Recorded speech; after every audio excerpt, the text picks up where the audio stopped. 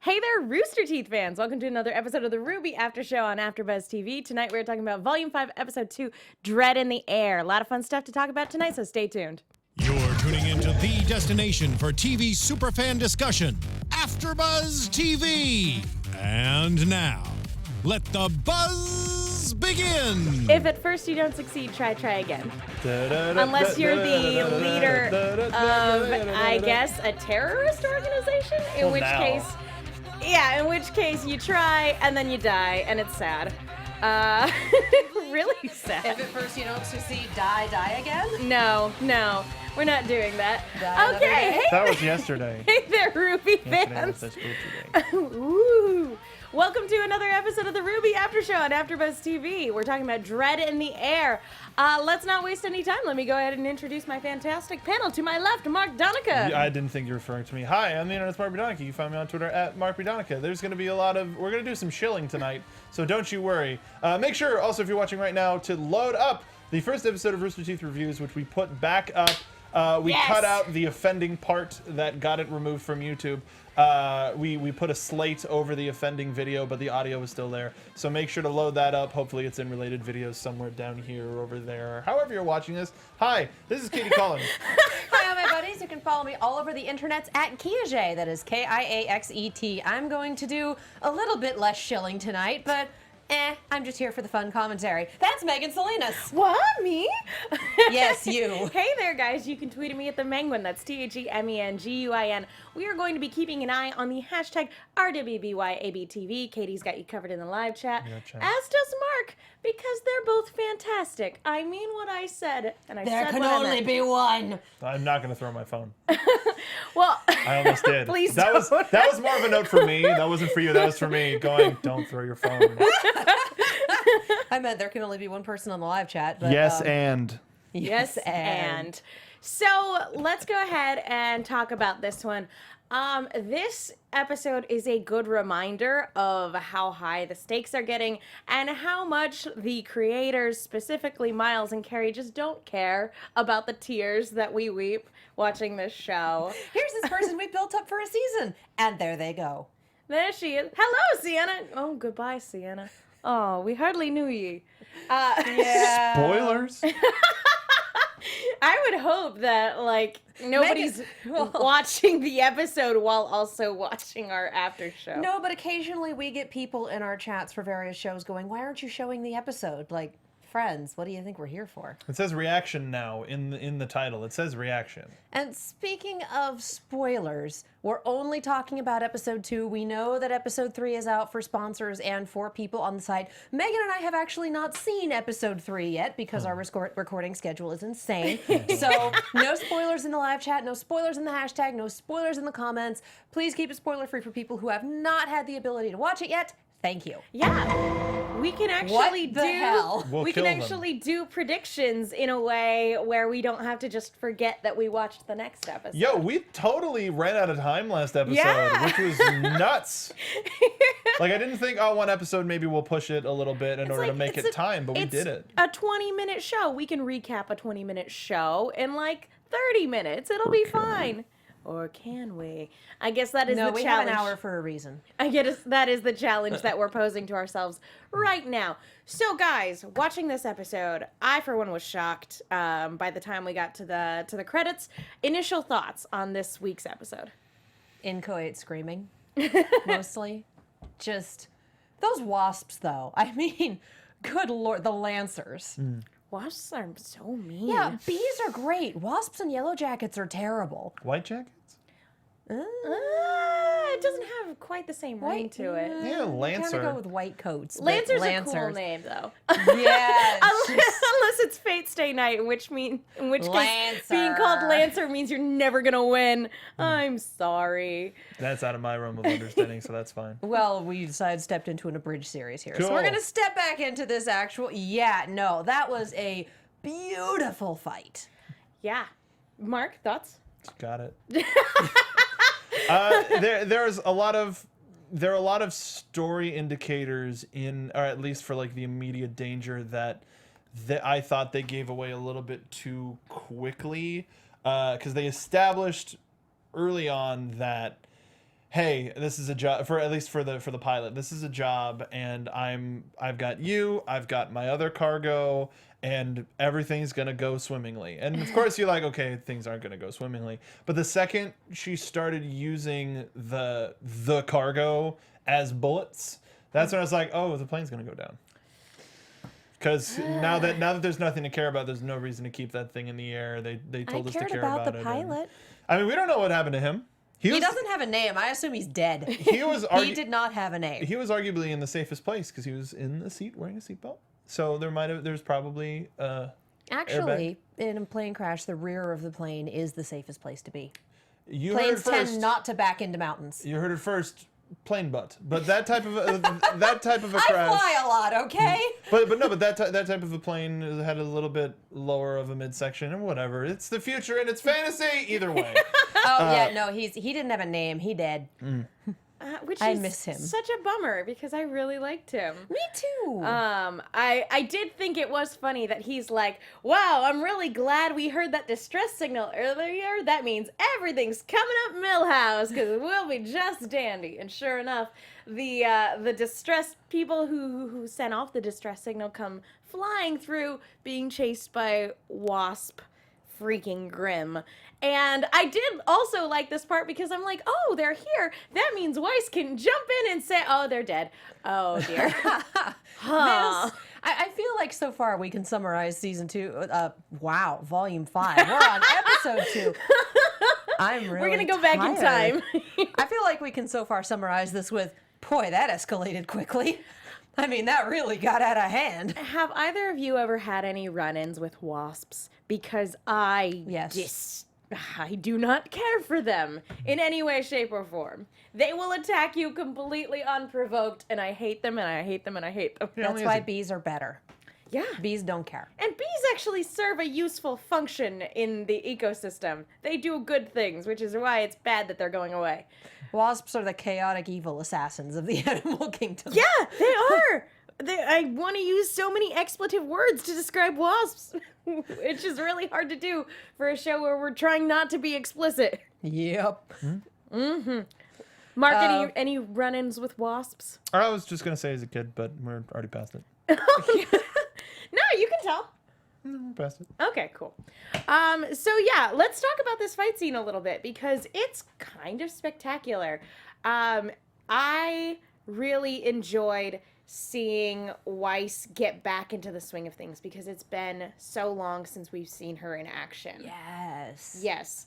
And I feel like it was good that like the first fully fledged fight scene of the season is with Weis because her character short was also the thing that introduced us to Volume 5 this year. So I really enjoyed it. How did you guys feel about it? It was absolutely beautiful.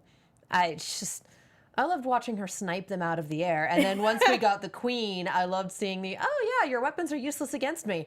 We have leveled up. Now what? Yep. And someone in chat pointed out, and its chat is scrolling, so I missed the name, that now Weis can summon a Queen Lancer. Hello! Put a pin in that one till the end of the season. Does that count? I'm gonna go with yes. Alrighty, cool. Was that directly at her hand? It's been sorry, I didn't get a chance to Her rewatch the summon episode. killed it, so I'm gonna go with yes. Does that? We don't know the rules. I'm gonna go with yes. We don't know the rules. That's fair. We don't. function on rule of cool in this show. It I'm also willing to bet that will show up at a later date. It also took her a season to learn that one from an encounter that she had a couple years ago. So I'm not saying she's going to be able to do it immediately, but Sure. saying that is now Chekhov's Queen Wasp. yeah. Well, you bring up a good point. We get to see her summon, and this is the first time she's been able to form the Guardian in its entirety. Is that the official name for it? The Guardian? I don't know. Chat, let us Guardian. know. The suit of armor. It's the first time she's been able to fully summon this thing. And we don't... It's so funny because we still don't really know why she was fighting it in the first place. What sort of trial she was going through. I'm sure they go into it in the manga. Probably some stupid thing Dad made her do. No, we talked about it. We talked about it last season. Is that her dad made her do it? Her dad summoned it and said, "Fight it, kill it." Yeah, and shows at 6, call times at 5. So it was something that Jacques made her do. Ugh. But now this is a thing that she has at her disposal. That's kind of fantastic. Provided that she's not dead, which she's probably not dead. She's probably fine. I'm sure getting kicked in the face by bandits is just something you shake off. Just watching that last scene going, everyone gets one? Boot to the head. Okay, guess not. Nope. You do not get one. I highly doubt Raven's the type of person where it's like, oh my gosh, you're friends with my daughter. I don't think like, she come on knows. in. I don't think she knows. I don't know. Okay, yeah. Look at all of the interest that she has taken in Yang's life. Look at it. Let's go ahead and put that on the table for debate. Do we think that Raven knows Weiss's connection to her daughter? Because just because she doesn't actively play a role as a parent doesn't necessarily mean she wasn't keeping tabs on Yang. That's how she showed up to be able to save her in the first place. But tabs on Yang. I feel like there's Yang and then there's a couple people in the periphery maybe. So, all right, I used my one for Yang and now we're done. I'm going to worry about my own stuff. Like, I doubt she cares. Just going off of how we see her, there's never been any direct correlation. There might have been something that we saw in this as well as in the first episode was that the bandits are watching, no matter where they are, no matter what kingdom they're in. So there may be report of, hey, these are the girls that Yang is with a little bit of a description, but not. I don't think she's gonna see her and go, "Holy crap, it's Weis! I know you. You're my daughter's friend." But I think it's gonna be. But I also think that on the same coin, her being a Schnee might be an issue as well. Yeah, I feel like she might recognize Weis as her daughter's friend, but what she recognizes her as first and foremost is the daughter of Jacques and Mama Schnee, whose name I forget. Drunky. I feel like Marie. Drunky McDrunkerson, yes. Yeah, we got commentary in the chat. Mecha Soundwave says, in quotes, "My daughter has friends." Everyone just around Yang is just white noise. We've had a couple people tell us that the name of the night is Armor Gigas. And, there was another one there. The bandits are coming. Thank you, Yin and Yang. I appreciate that a lot. I understood that reference. The bandits are coming. I understood that reference. Thank you. Yeah, I feel like her being a Schnee is the thing that Raven cares about more than anything else because that's leverage, that's potential income in form of ransom. But that's even to say if she even makes it to Raven's camp, you know, how deep is this? We don't know how deep and how spread out these bandit camps are, and if they're separated into tribes or like if she'll even make it there directly. We don't know. Yeah, I'm sure they have tons of outposts and tons of hideouts all over the countryside. Given that in terms of plot, we have at least 3 of our 4 people heading to bandit camps at high speed, I would imagine that Weis is going to wind up smack in the middle of things. Yeah, not to mention, I believe it was from last season where we got the implication that the bandits kind of roam around as well, going from city to city, that they ransack, and then Grimm come in, and it's just, generally speaking, you don't want to mess with the bandits. Yeah. What I was really surprised by is, in this episode, wasn't so much Raven's appearance at the end of the episode, but kind of learning how infamous Raven is as a political figure. I mean, yeah, being the leader of a group of bandits, yeah, you know you don't want to mess with her, but I didn't necessarily think of her as such a big player in the grand scheme of things. She's basically a mafia don. Yeah. I mean, Salem wants her on her side, or like she has control of the Spring Maiden as far as we can tell. Like, that's a big deal. I don't know why. I just, for whatever reason in my head, I did not think of her as a political figure. And that took me a second to realize that in the opening, the person that faces off with Cinder is probably the Spring Maiden, which I love that tattoo. Yeah. She's got this Sweet beautiful tattoo on her arm. Sweet ink. Yep, and it's going to be very interesting, and I feel like this is a good segue to kind of go into the Evil League of Evil update. But yeah, it'll be interesting to see how Raven's relationship with the Spring Maiden varies from that of Salem's relationship with Cinder. I am honestly waiting for Yang to get jealous because, oh, she treats you like a daughter. Like, Probably. I wouldn't be surprised. Do we have any final thoughts on Weis and the aerial battle and that sort of storyline? It was wonderful to get a chance to see her use not just her training, but unleash her emotion in a way that's more like Luke Skywalker and less like Anakin Skywalker in terms of I fight for my friends. Though that's Ike from Fire Emblem, but My friends are my power. yeah. So giving her a chance to fight in the real world, instead of just in school. Everybody's sort of gotten that wake up moment, like even the end of season 3 with the major attack. She never really, it was still always school, my friends are here, this is this, but this was her first real test as a huntress. Yeah. Well, yeah, because Dad immediately came and picked her up and took her home. Yeah, she was surrounded by friends in that final battle, and yeah, the group has been separated, but for the most part, she's always had the team or other students or her sister there to support her. And yeah, that's actually a really good thing to bring up. I feel like she's going to go on a bit of a journey because, again, our introduction to her this season was her sister saying, I'm not always going to be there to help you. You have to fight your own battles. Mm-hmm. Yep. Katie, any final thoughts? I'd love to see Winter again. Yeah, that. I'm so glad she's in Apropos Ruby of, Chibi. like, nothing, but you brought her up, and I'm like, oh yeah, she's great. I love her. Can we keep her? Correct me if I'm wrong, but isn't the reason why Weis was heading to Haven Yeah. is because that's where Winter is staying? Okay, so Yes. we probably will. I hope so. Yeah. Hopefully, we don't have to wait until the end of the season to see her again. I mean, she didn't make it all the way to Haven. She just made it to the coast. Mm-hmm. We'll see. Narrowly avoided her own death and then got a boot to the head. She's going on a field trip She's now. having a great day. And that pilot is probably dead. Yeah, Oh, chat man. named him Perry, as in, hey, No. where's Perry? Oh, there you are, Perry. Oh. I don't want an oh, there you are, Perry moment for Oh, that. there you are, Perry. And there. And there. Great minds, beat me to it. Okay, let's swing on over into the Evil League of Evil update. Because They're watching, so beware. Yeah.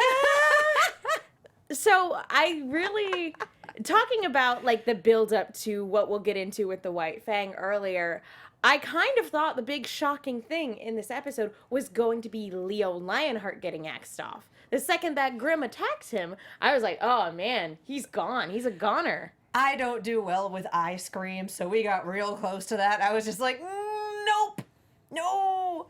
But they wouldn't get rid of him yet. He's too useful. As far as anyone else knows, he's still the head of Haven Academy, and he's still very much on the up and up.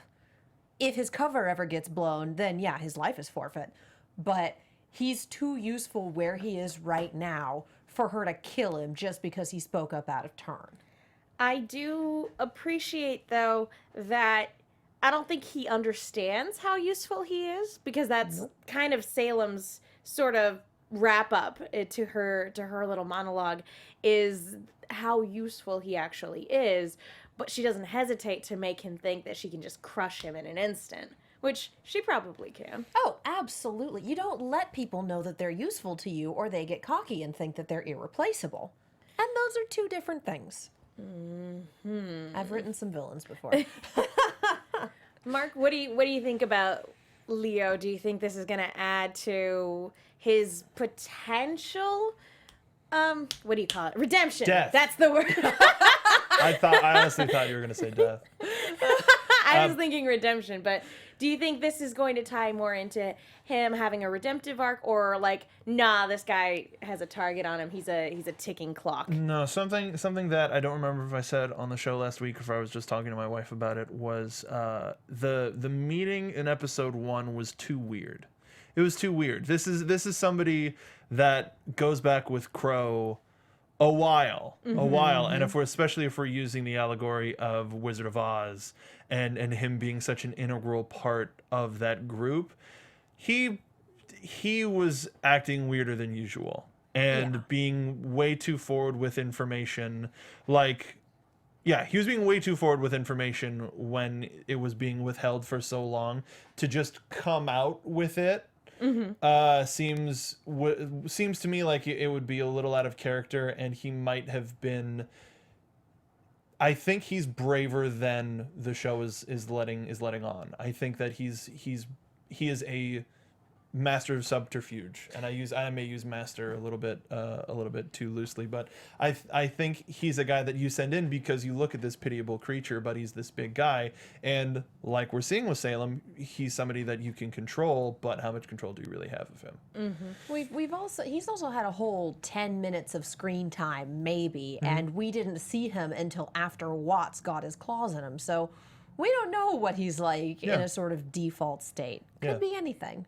Yeah, it's hard to tell whether or not, he was acting in character, so to speak. But I say in character, meaning here's a league of super spies that are protecting the entire world.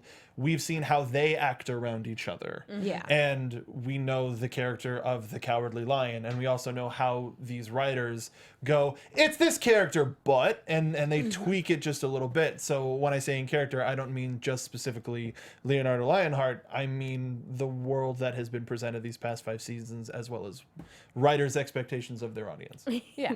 For sure. And again, these are some writers that like to keep people on their toes as much as they can. So I'm kind of with you, Mark. I feel like he's playing up the... I have no doubt that he's terrified of these people. Yeah. But I feel like he's playing up the cowardly card a little bit more so that he can sort of at least mask and wait for an opportunity. Like a not evil Professor Quirrell. Yeah. Opposite of Quirrell, yes. Yeah. In terms of just kind of wait for the opportune moment to fill in people who can help. Because, Or finding a workaround for doing that because he's constantly under surveillance. Yeah, because at what point can he give anything away to Crow and the kids? Which is why it was so overt. That's what I thought after watching the first episode. Again, his eyes are just screaming for the Help. love Well, no, of God, he's help got me. suffering on the back of his eyelids, and he blinks very slowly. Help me. Yeah. You idiot. I think that too, and I also, this ties back into the notion of courage in and of itself. It's not the absence of fear, it's what you do in spite of it. So I have no doubt. Being scared as hell and saddling up anyway. Yep. John Wayne? John Wayne. Yeah. I have no doubt that he is afraid, but real courage is doing what needs to be done when things are really scary anyway. So, yeah, I feel like for the Cowardly Lion, I feel like that gives him an opportunity to be courageous.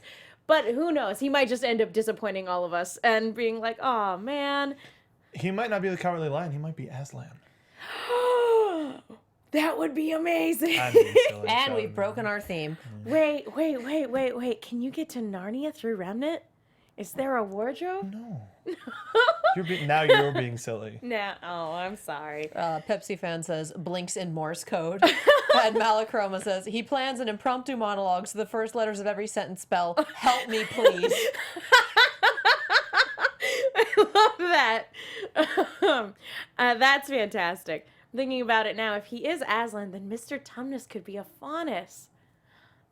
I'd like that. Anyway, Aslan will probably be a Faunus instead. Yeah, that's kind of what I'm probably thinking. would be too.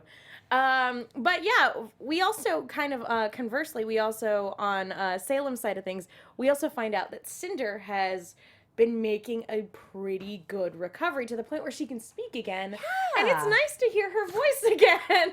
She's a little homicidal. Good to see you back. Can I please remind you of the end of season 3 and how much we hate this woman and this She's a character? monster. She's a monster. It's like, what a monster. You can just watch a Jessica Negri vlog if you miss her voice, but this is Cinder we're talking about. See, I'm looking at the parallels in this episode. I'm looking at Cinder and I'm looking at Adam. Because we had Adam very much making a move that was not planned by anyone that he's answering to, that no one else knew about, aside from the underlings that he had amassed. And we have Cinder wanting to do the same thing and being told, no, don't underestimate anyone's usefulness. So I'm waiting for there to be consequences.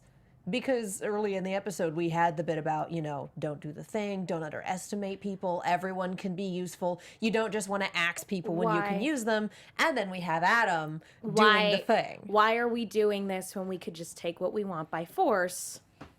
And then Adam takes what he wants by force.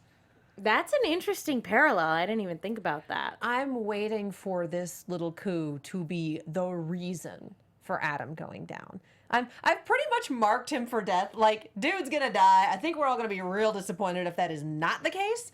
It's just a matter of laying the stones to get there. And I think this is gonna be one of the big ones, is making this move without letting anyone know that it's coming.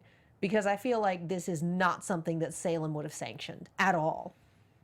That's why I think they're going to keep him alive. They're gonna kill him next episode. I'm just saying before series end. None of the stuff that I'm saying is indicative of like next episode, the episode after. Of course not. Yes, but I think this is going to empower Cinder to the point where she's going to do a move out of turn that might cost her life, and then we have to deal with a new maiden. And of course, I don't think that's this season, maybe not even next season, but. I think that she's gonna get so frustrated, and much like how Salem is acting like the evil stepmother right now, she's gonna act out of turn and go to the ball and wreck everything.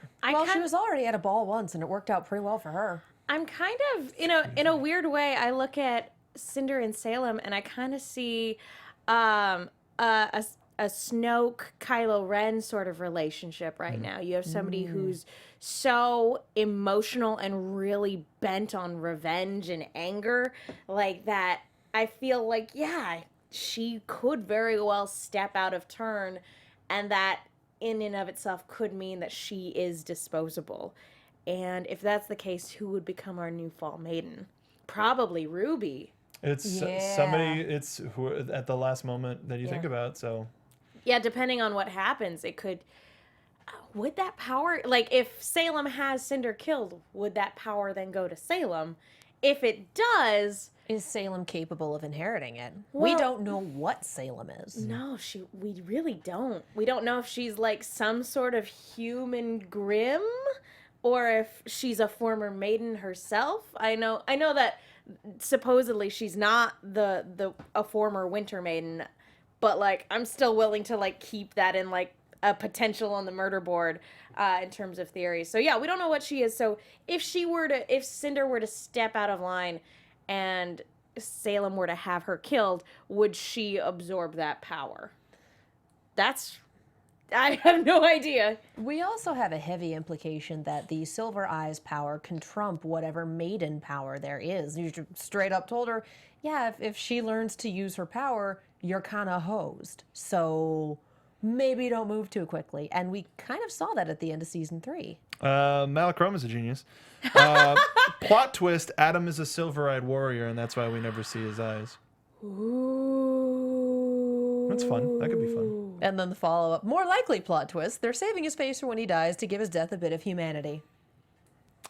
I don't think so. I think I will not be disappointed if he dies without ever removing that mask. I think the one thing literally everybody in the fandom can agree on is that he is a garbage human who needs to die. He is a garbage faunus who needs to die. Or he's a garbage person. There we go. Garbage person. Garbage people are all created equal.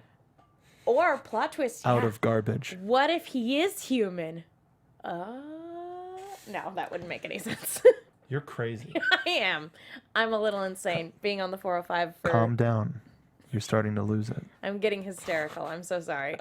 So yeah, I love the dynamic that we're getting with Cinder and Salem, and I do feel like that, as you say, Mark, is going to come to a head at some point. Do you have any other thoughts on Evil League of Evil stuff before we move on over to the White Fang?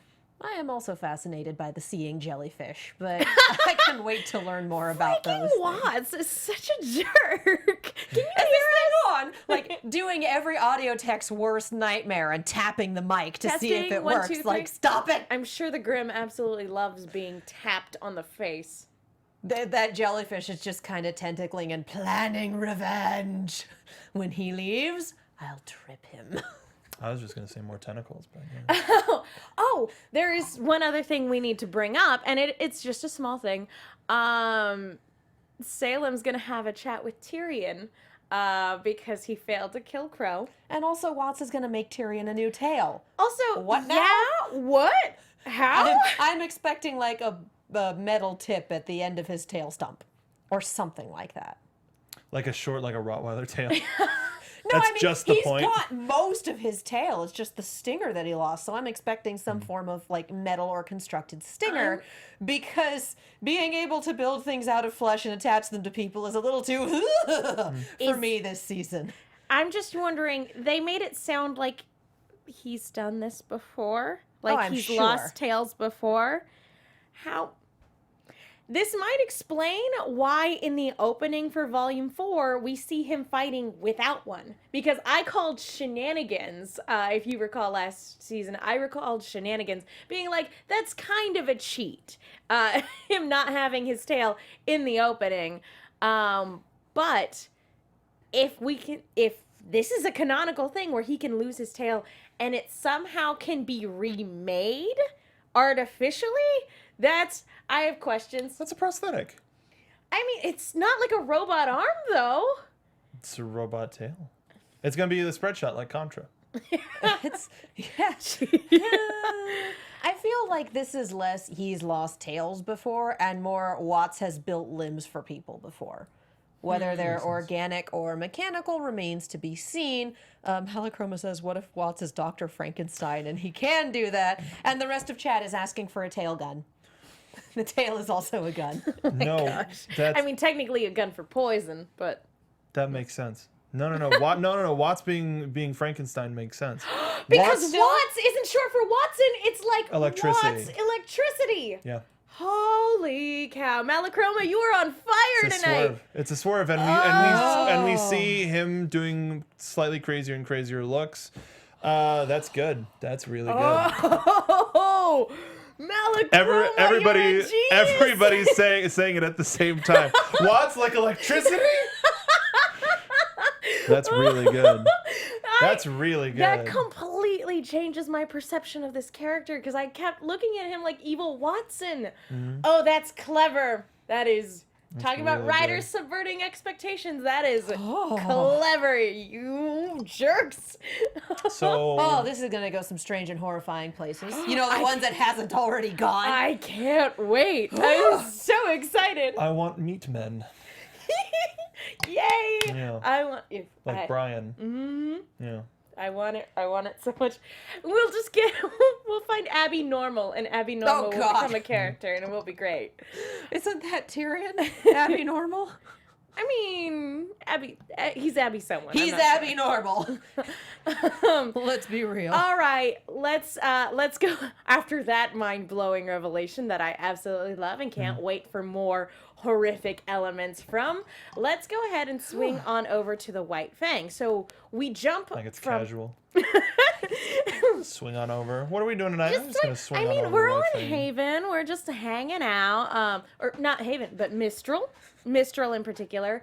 We went from Haven to Hell to Mistral.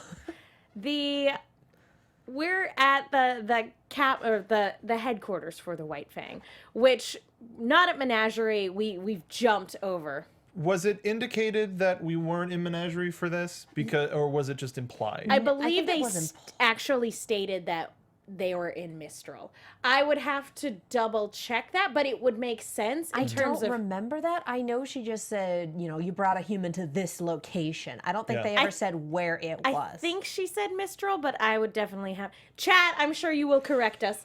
And then- I mean, but she also had they a lot might. to say about Haven, but it was mostly, no. Also, they might say it in episode 3. So if it is an episode 3 spoiler, don't say anything. Please. Please don't. But yeah, this is the leader of the White Fang, Sienna Khan. And guys, I'm going to be really upset talking about this because I fell in love with her after about a minute. That's the I point.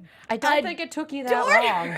her. Like probably about 20 seconds into her first little speech, I went, "Oh my god, I love her. Her hair is fantastic. She's got these cute little cat ears. She is sheer con, but a woman and a woman of color at that." And oh guys, I loved her so much. Adam said that they were in Mistral. That the members here in Mistral also see me as That's the what High I Leader. thought. Okay. Thank you guys. Thank you. I don't know. Did you guys also fall in love with her like immediately? Yes. Yep, I thought, it's like, oh, hey, we have the leader of the white. Oh, this is amazing. Oh, she's so cool. Oh, shoot. She had such fabulous hair. Still does. It's Yeah. just she's dead. So there's We that. all just knew dead that now. it She's was, just dead now. We all knew that it was gonna go sideways when Adam was like, and I brought a human here. Like, Yeah, I will say, buddy. also talking about subverting expectations, I thought that we were really going to see what Hazel was capable of as an intimidating factor. And we find, at least as far as his cohorts go, he's oddly reserved and kind of, I hesitate to say compassionate, but he has, what's the, he I'm seems trying like to, he's one of those the greater good sort of people. Like, he's not out and out going, I enjoy murdering people and all sorts of things. It's like, no, this is the goal, this is the end, and so we need to get there. And if we can get there without the loss of life, great. But we do need to get there. He seems more goal-oriented. restrained That's is a the good word I was thinking of. He seems so much more restrained than literally everybody else he works with. He's one of those people where it's like, you're working for the villain, but you're still kind of an honorable person. So I kind of like you, but you're doing bad things. Stop it. I have so many mixed emotions. He's not a good guy. He's not a bad guy. He's just a guy. He's just a guy, and this Yeah. just happens to be where life led him. Because I think now sort of confirmed what we saw of him at the end of season 4 when he was helping Oscar out. Because he doesn't know what's going on with Oscar. He just sees a kid in trouble and he helps him out. You know? And gives him a word of advice. Yeah. Don't let small obstacles stand in the way of your goal. Life philosophy. But also this, that we see that now in this, where this may not be an obstacle, maybe a good thing in the long run. But I think also the guy that waits to fight is the guy that can end a fight. So I think when we do see Hazel, it's gonna be something where he's just gonna like take off the leg weights and then all of a sudden. Malachroma says he's a lawful neutral that just happened to end up in the villainous party. Yeah. Again, he's also a guy who's had less than 10 minutes of screen time, so we don't know. And yet I love him a lot more than I like Adam. I like Hazel about as much as I dislike Adam. Well, Adam has proven with his 25 minutes of screen time that he is a horrible trash fire person. He's a monster. He's not a good people. Well, outside of, Hazel is fascinating. And it makes me wonder who he is outside of working for Salem and why he's working for Who Salem. he was. Yes. Who was he before he ended up signing up with the Evil League of Evil? How did he get recruited into the Evil League of Evil? I have so many questions. And thus proving that not every villain is Lemmons. Well, and people are saying, oh, well, maybe he's just a person for hire. And I'm like, no, Roman was a person for hire. People for hire in world-ending schemes act a little differently than people who are actually on board. He's at the table. Yeah. He's in the room where it happens. At the table. It took Cinder forever to get to the table. Which she means couldn't get to the table until she was a freaking fall maiden. Which means that he is committed to the cause. He's not there for a paycheck. And it's just... when he said nobody has to die today, I interpreted that as a low-key threat. Like, hey guys, you don't have to get killed coming up against me, pointing your spears at me. Nobody has to get hurt. I totally interpreted that as a threat, but I think he genuinely wanted it. And then when he walks away and said nobody had to die today, you really get the sense that he was really disheartened by this course of action. Legitimately didn't want anyone to die today. I don't think that he was disheartened. I think that he like you said, in terms of restrained, he knew that was the wrong move. Oh yeah. And you And could it was just more. hear him. It was less. I'm disappointed in you, son, and more. You're such an idiot. You have Yeah. no idea what you're about to do. we You needed can hear that in Sienna. his tone. Like, when were you planning on telling us about this? Like, this is kind of a big deal. We needed Sienna, and we planned to win over Sienna. This is bad. You made an executive decision, and you are not executive level. And, I mean, before she gets killed, she basically lays out everything wrong with Adam and his strategy. And, yeah, he might have been able to recruit at least people close enough to actually get away with this assassination attempt. But, yeah, that doesn't negate any of the problems that she brought up. And that, I mean, the White Fang is going to fracture into what I feel is Blake's side and his side. Yeah. Yeah, it's not going to be the White Fang anymore. It's going to be the bloody freaking Red Fang. I feel like that's only going to happen if/after the truth about Sienna comes out. Because I feel like there will be people who will be iffy about Adam leading, but if it was a human that killed their leader, well, then they really need to double down. And I don't think we're going to get that fracture until the truth comes out. Yeah. Well, go ahead. I want to see this world's version of Baloo. Because we've gotten Shere Khan, we've gotten Bagheera. Bagheera. I want to I see love Baloo. Bagheera. Baloo would be great. I want to see Ka even. But either way, God. there was a lot about this. I would like if I know I did mention earlier that whenever Adam does die, he won't. But I am changing that to I want Hazel to be the one. That would be fantastic. I want Hazel to be pushed and not show it, but in his calm, cool, and collected, one person has to die today, and it's you. And even just grab him and end him immediately, because here's this character that has been this thorn in the side, and it's an FU to the fans because they would want to see the They would revenge. want Yang or Blake to be the one to confront him. I would like it as a sense of, yeah, this guy that you thought was such a big deal, he's child's play. But then we really do have a human huntsman killing the head of the White Fang.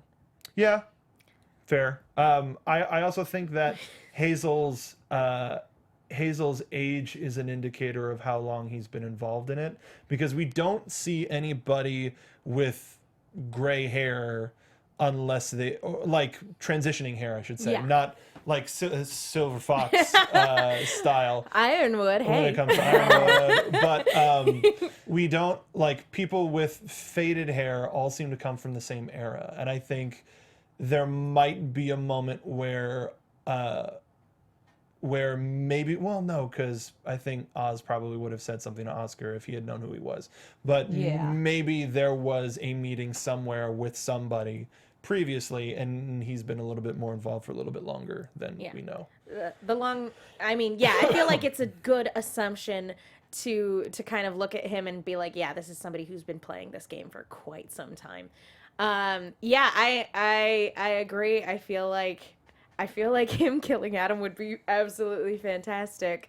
I think we all just really want Adam dead. Yeah, Like, yeah, that's the long mostly and that. short of it. I don't care if he falls down a flight of stairs. I just want him dead. It's interesting, again, kind of looking at it on like a grander scale, because Adam has effectively taken control of the White Fang in this maneuver, but like the way Hazel reacts to it, it's definitely like that was the wrong move.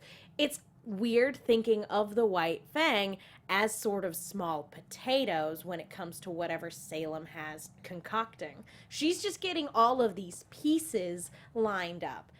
It's so weird to think of the White Fang as a piece on her chessboard. So yeah, the White Fang could fracture into the pacifist side as led by Blake versus the violent side as led by Adam.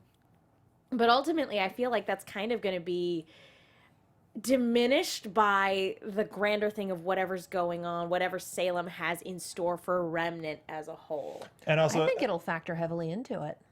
okay, as a correction, Oz did mention to Oscar at the end of the season that he is somebody from his past and not to mess with him. Just wanted to get that out there. Sorry, please continue. Oh no, that was basically all I had on that thought. Just, Hazel, I'm intrigued by. Adam needs to die in a fire. And the White Fang could, as you said, could either be instrumental in Salem's sort of plot for Remnant, or it could just be a small piece in the grander scheme of things. So we shall see. Any final thoughts on the glimpse into the White Fang that we've gotten in this episode? How did they ever get anything done?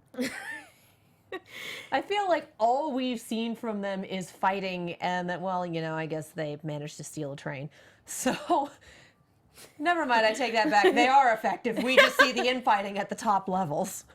They were effective because Sienna was in charge. And now we have Adam, who is brash and young and doesn't think things through. No, he thinks things through. He just makes the wrong decisions. Although, yeah, I'm with you. I would love to see whether or not he has silver eyes, or maybe, I don't know. We'll see. I would like to see a look into Gira's administration personally, to see how it evolved, what the transition of power between him and Sienna was. Yeah, what was that relationship like before it completely fell apart? But we did have the flashback from Blake a while ago where she said that the leader stepped down and another one stepped in. Who was more violent. But I doubt that it was a violent coup.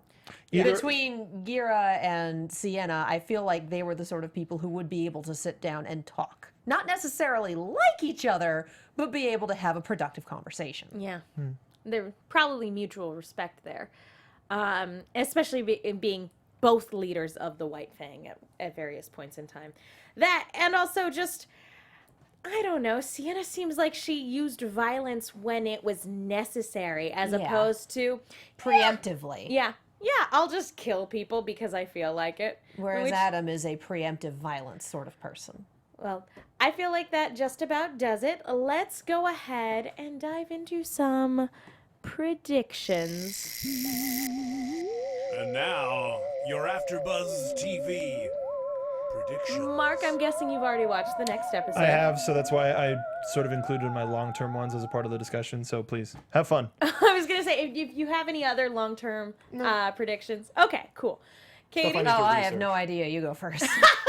Well, I feel like we're going to cut back to Yang and Team RWBY, and I feel like next episode is going to be a lot of exposition from Ozpin/Oscar in terms of like getting everybody caught up to speed.